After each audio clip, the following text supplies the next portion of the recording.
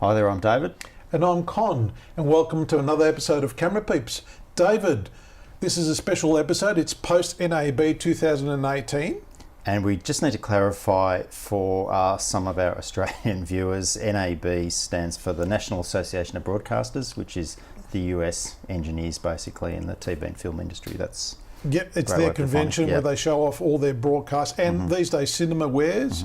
Were there any standout products for you this year? Look, some things of interest. I'm not saying I'm going to rush out and spend lots of money, but I think the new Blackmagic, the Micro Four Thirds, which we have a photo of here, that created a lot of buzz at this year's NAB. And I think that's a good starting out camera for someone.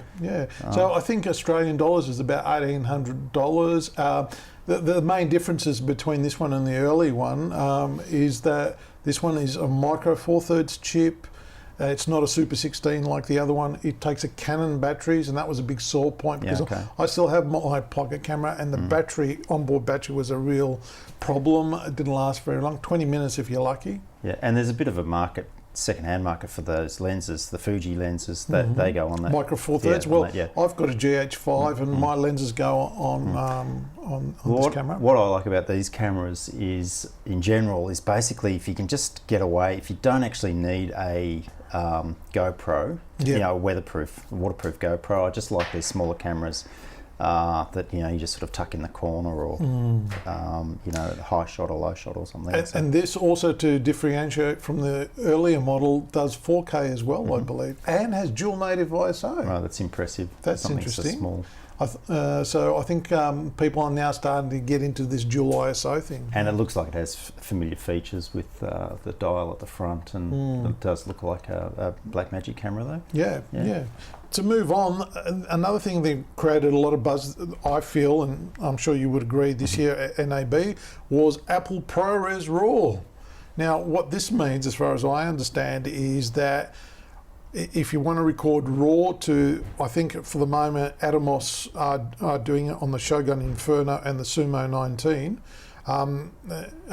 you'll be able to record RAW files into those devices off cameras like the EVA1, the Canon C200, the FS7, anything that's got a raw output, basically. You'll be able to record ProRes RAW files, and there's two flavors apparently. There's ProRes RAW and there's ProRes RAW HQ. So basically you'll have the benefits of RAW recording with small file sizes that are manageable, that you can even edit with on a laptop. And that's huge. That was big news. Yeah, okay. Probably not for me. Yep. I can't imagine how much memory you would need to. Yeah, well, before, if you want to record even cinema DNG files, which all get sort of recorded as separate JPEG files, it's hard to work with those sort of files or move them around, and you needed special applications that could read those files. Whereas Final Cut Pro 10 came out with a firmware update at the same time, which launched the codec, and so now, as of this week, with something like an EVA 1 with the raw output into an Atomos Shogun, you can record Apple ProRes and Apple ProRes HQ in 4K and other flavors of HD and 2K, and and have the benefits of RAW. What are the benefits of RAW, you might ask? Well, I think from what I understand, I think I don't use it, but certainly in the DSLR world, it's the full image. It's all the information. It's not sort of unprocessed, and therefore you can manipulate. That's right. Cut, white balance, the full range of 16 stops, 15 stops of shadow and highlight area. Much more room to move, I guess, in the grade. Yeah, but you'll probably need to marry the front end of the camera up with some nice lenses, I guess, to get the best out of. That's right. It's always the case. The lens is the first port of call where the light travels, and it doesn't matter how good this end is if the lens is no good. And it won't. This won't fix mistakes. Exactly. Still got to know how to shoot. Exactly, still got to know how to light. Mm-hmm. Still got to know how to move the camera. Okay. Yeah. And another big thing that got announced, and again from Atomos, is this. What's this actually, David? You might want to talk about Well, this. this one did get my attention, to be honest, because I haven't really bought any of these newer sort of recorders the last couple of years, because I sort of make do. The F5 is totally fine internally. The FS5 is fine. And I still have an old Convergent nano flash, which is okay, but look, it's getting a bit long in the tooth. So are you looking to replace that with anything? I probably would keep it, because I still find it's a gadget that can just get you out of a pickle in a corporate environment where someone just needs an SDI out of your big camera into the monitor or whatever. Oh, so cross converts. Yeah, cross converts. Okay. So I don't think I'd be selling that. I'll keep that in the car. Yep. But this thing actually does appeal to me for these guys. Okay. The A7S. Yep. Because I think it's 5-inch, I guess. Yeah. So I think people have been screaming from Atomos to give them a small 5-inch monitor. Yeah, and it's only got a couple of inputs and outputs, but I think that's all. Yeah, I think it's HDMI only. Yeah, and that's so fine. It's not SDI. There's a big demand for timecode now, and the sound recorders are just the technical syncs and putting timecode systems onto ambient onto one of the audio tracks. So it's fine, and the price is pretty good. And also having the screen, which is 1,000. Is that right? I think it's 1,000 nits, so it's high bright for outdoor use. So the older previous model, the Atomos Ninja Star, is it, or whatever? The little thing that was made to go on drones, but no screen. You really couldn't see what you were doing. Yeah, and this thing actually looks really good, and the price isn't that terrifying either. So what is the price? $600 and something US. So I guess it'll be $1,000 for us. But I have two A7Ss, and I must admit I'd probably buy, if I do purchase these, I'll probably get two of them, because they are problem solvers because of the 29-minute file. Oh, that's right. That these cameras do, and I just like the idea of,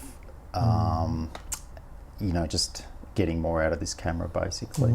And it'll fit very nicely on the hot shoe. I think it's a good size. It's a good size, and I think that's possibly why they've done it. They've sort of decided that, well, bigger isn't always better. Yeah, for those sort of configurations. And I see a lot of use for this on the Movies as well. Oh yeah. So I think that'll be nice, because it's amazing how quickly things change, because I think at the end of 2017 the small HD brought out this ultra bright, and I was thinking, oh, that could be good, but it's a bit expensive. But you know what, wait a couple of months and does the small HD 5-inch ultra bright record? I don't think it does. No, so it's just a monitor, so you get the benefits of recording. Yes. And I don't know if this does ProRes RAW as yet. I think it has the processing power to do it, but I don't think there's any camera that will as yet output ProRes RAW. It's not an issue for me. Look, these cameras for me are B and C cameras in big interviews, and I like the idea of just fast setups, just sitting on the hot shoe. That actually does quite appeal to me. Okay, so one last announcement. I think they made a couple of other camera announcements. Palm quarter size cameras, 4K cameras. But this is the awaited FS5 Mark II. What do you know about this camera? Look, not a lot. It's more to do with the colours, I believe, isn't it? Yeah, the guts of it, the process. I think they're trying to match it to their new Venice camera, the colour science. Yeah. Look, I love my Mark I, and I'm not in any hurry to update it. I don't see the point. This would be a great camera if you hadn't bought the Mark I, or if you were just sort of stepping up from like the Blackmagic Cinema camera, if you were just elevating yourself. It's not for me, but it's nice, I guess. Not enough of changes to make you want to upgrade? No, and I sort of think if it had a time code input or something. Just which I think is lacking in this sort of camera. And we're sort of going, well, look, we're just making do now with the tentacle syncs and just putting time code onto one of the audio tracks.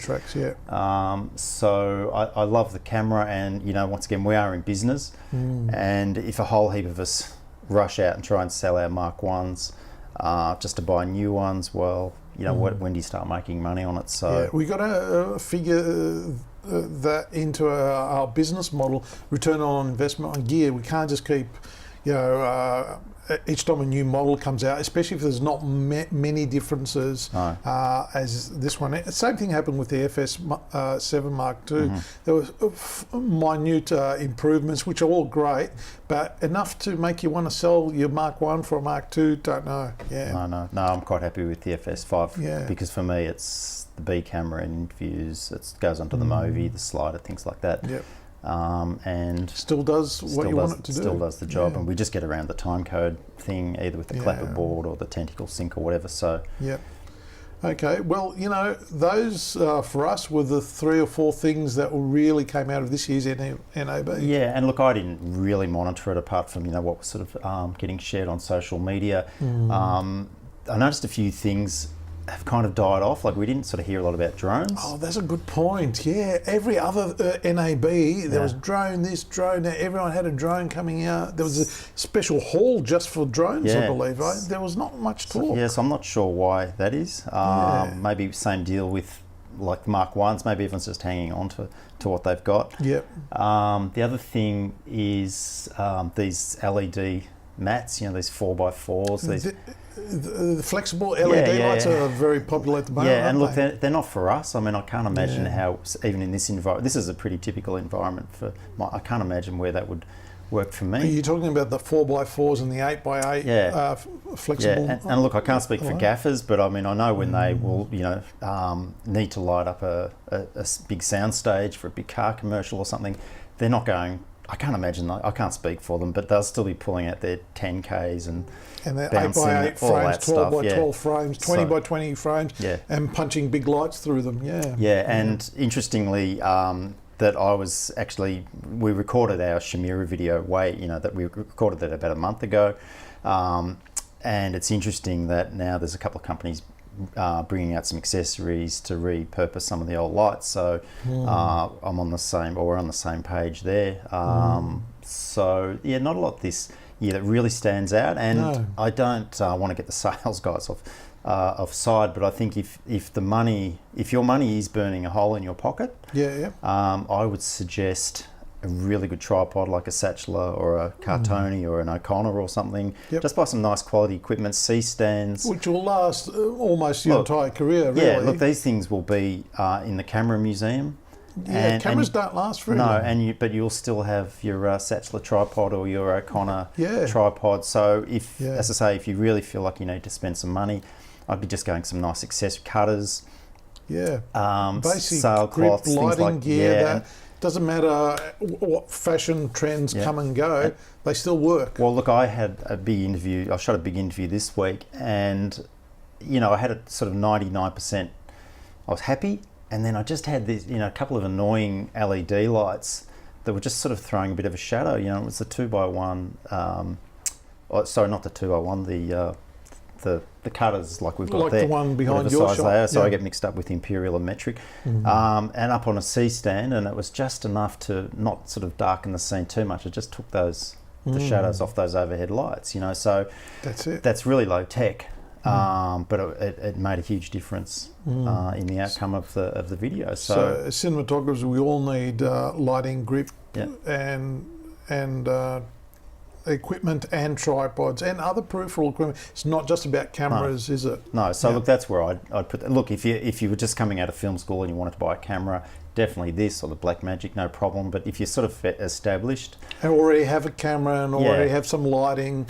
And we already made the reference to the Spinal Tap gag about the amplifier that goes up to 11, not 10, and I think that's a bit relevant. I think this is possibly an amplifier that goes up to 11, and I'm not quite sure You need it to go to 11. And look, and generations of people coming out of the film schools or getting into the business, look, I'm sure they'll still buy them. Yeah. If I didn't have the first one, yes, I probably would buy it. Yeah. But I'm quite happy with. But I don't know about the timecode thing. I think that's lacking in the Mark 1, and I kind of was hoping that they would introduce it on the Mark 2. I don't know why they leave it out. Look, I guess it would just, they would have to alter the design too much, the internals, the body to get it. You know, would you have a full-size B&C connector or the smaller one? I'm guessing that's why it's probably not. And you know, they wouldn't get the return on the investment by re-engineering that camera. And I guess if you really wanted that feature, you would then have to.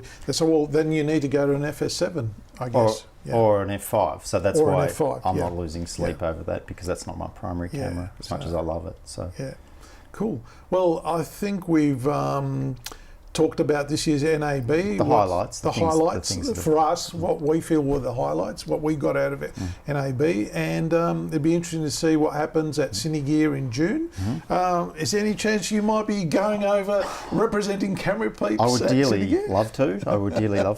I'll just wait, see how the exchange rate is. Yeah. But I would love to go. Well, if you do go, maybe we'll chat to you and come back about what you saw there and what's new a month after NAB. And also there's IBC, which happens in September, so it'll be interesting to see what happens there, and again next year in a year's time what will be the new products that come out. As working cinematographers, I mean, you can't always afford to buy the new stuff that gets announced, but I think it's important to know what's being announced, what's around the corner. Should I wait? Should I buy now? And stuff like that. That's why I try and keep up to date with all this information, not because I'm looking to buy, but because I need to know. You need to know, absolutely. Yeah, what's the technology I need to learn in the future that's around the corner? Yeah. All right, thanks, David. No worries, thanks, Con. And we hope people enjoyed our brief summary of NAB 2018, and we'll catch you on the next episode.